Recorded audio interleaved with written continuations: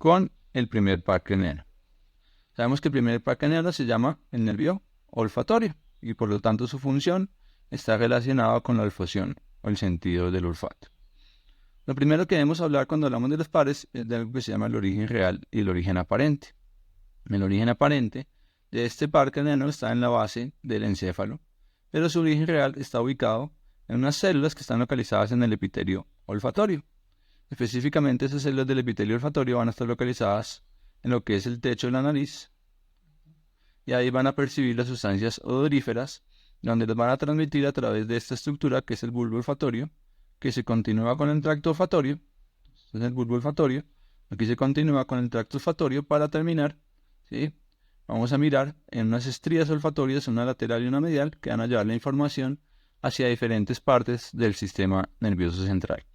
Importante notar acá cómo esta estría olfatoria medial va a tener una comunicación a través de la comisura blanca anterior y va a pasar información hacia el otro hemisferio, es decir, que los dos bulbos olfatorios están realmente comunicados desde el principio de su vida y van a permitir el paso de la información de un lado al otro. La estría olfatoria lateral, entonces vamos a ver cómo termina ubicándose en esta región, estamos señalando acá, que se conoce como el área piriforme, que está organizada o está relacionada mucho con toda la porción del hipocampo y la circunvolución parahipocampal. De ahí su relación entonces que tiene este sistema nervioso o este sistema olfatorio con el sistema límbico, y de ahí que nos haga evocar muchas emociones, muchos de los sentidos o mucho de lo que percibimos a través del olfato. Eso es muy importante entonces reconocerlo y entender que el olfato es uno de los sentidos más antiguos y como lo van a encontrar en los libros, se escribe que no tiene relación directa con el tálamo, por lo menos en su vía aferente, sino a través de eferencias que va a mandar posteriormente. Si miramos y discutimos un poco esas eferencias, vemos cómo va a discurrir a través de los núcleos avenulares hacia la vénula, hacia la glándula pineal, va a discurrir también a los núcleos salivares superiores e inferiores y a los núcleos dorsales del vago. Eso quiere decir que la percepción de los estímulos olorosos nos va a permitir inclusive tener, digamos, resultados en otros sistemas como lo que son la saliva, como lo que son el sistema nervioso parasimpático controlado por el nervio vago, sobre todo lo que es todo el tórax y abdomen, y también vamos a tener reacciones a nivel del tálamo, a nivel del hipotálamo y a nivel obviamente de lo que es todo lo que tiene que ver con el hipocampo y demás estructuras que están relacionadas con él. Es decir, es un sentido que es muy sencillo, pero que a la vez tiene unas características que le permiten relacionarse con otros sistemas y eso permite que tenga una gran distribución a través de todo el sistema nervioso central. Recordemos entonces nuevamente su origen real está a nivel del techo de la cavidad nasal, de ahí pasa a través de la lámina cribosa del hueso etmoides para formar lo que es el bulbo olfatorio de lado a lado. Se continúa con las citritas olfatorias, recordemos que algunas de sus fibras se decusan a través de la comisura blanca anterior y otras fibras continúan hacia la porción del hipocampo, y eso es lo que va a permitir que finalmente la vía olfatoria pues se vaya a organizar y se vaya a permitir la percepción del sentido del olfato.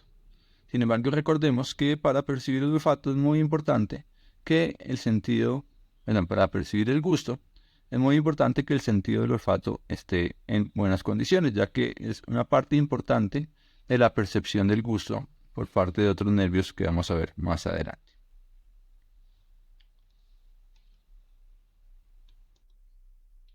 Muy bien, el segundo par, entonces, es el nervio óptico. Recordemos entonces que ese nervio óptico va a entrar a través del agujero óptico hacia el cráneo. Entonces, aquí tenemos un esquema donde nos muestran el agujero óptico. Y recordemos que va a entrar acompañado de la arteria oftálmica. Una vez entra a la órbita, ese nervio óptico se va a encargar entonces de el sentido de la visión. En cuanto al origen real de este nervio, entonces vamos a tener que son las células bipolares que están en la retina. Van a percibir a través de, después de la despolarización de los conos y los bastones, la percepción de la imagen y van a transmitir esa imagen hacia el lóbulo occipital, teniendo como origen aparente, al igual que el nervio anterior, la base del encéfalo. Algunos hablan de la porción prequiasmática, pero finalmente los dos están localizados sobre la base del encéfalo. Aquí, a este otro lado, estamos viendo lo que es la hendidura esfenoidal, y vemos cómo los músculos extrínsecos del ojo van a descargar a la hendidura esfenoidal y van a formar un anillo. Este anillo se llama el anillo de Zinc, y ese anillo de Zinc va a permitir el paso de algunas estructuras por dentro del anillo. Ustedes ven entonces el nervio óptico, la arteria, pero también va a pasar por la hendidura esfenoidal, va a pasar el tercero, el cuarto par, el nervio nasociliar y el tercer par. Entonces, el par, recordemos que va a tener una porción superior y una porción inferior, pero va a haber otros nervios que los vamos a ver más adelante que van a pasar o van a discurrir por fuera del anillo de Zinc. Aquí también vemos cómo las venas oftálmicas discurren por fuera de este anillo. Nervio olfatorio, el nervio óptico, perdón, es un nervio que se puede examinar desde la periferia a través de un examen que se llama la oftalmoscopia. Esta oftalmoscopia es un examen que nos permite visualizar directamente al nervio óptico. La papila óptica, la que estamos señalando en este momento, se pueden ver características de este nervio que nos pueden ayudar a inferir situaciones que puedan estar ocurriendo en el interior del sistema nervioso central. Por eso es muy importante que como estudiantes de medicina ustedes aprendan a hacer este examen y comprendan la importancia que él tiene. Pues muchas veces, con tristeza lo decimos, hay personas o profesionales de la salud que no saben realizar este examen y por lo tanto dejan pasar diagnósticos importantes relacionados con el sistema nervioso central. Este punto, que es la fobia, es un punto donde la imagen se va a concentrar, y va a permitir también el paso de información hacia la papila y obviamente hacia el nervio óptico. La vía óptica, entonces, en la que estamos representando en este pequeño esquema, es una vía un poco compleja.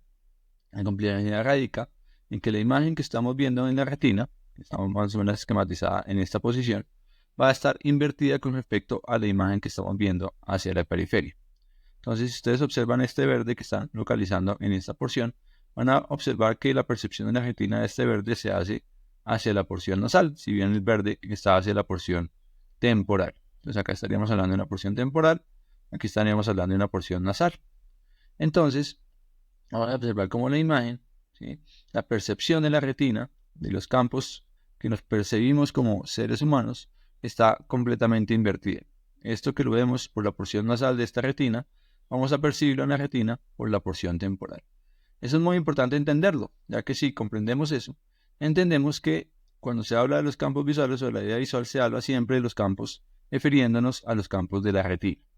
Entonces, en este caso, lo que observamos es que este campo temporal de la retina va a discurrir por el mismo lado sin decusarse y va a continuar hacia el lóbulo occipital.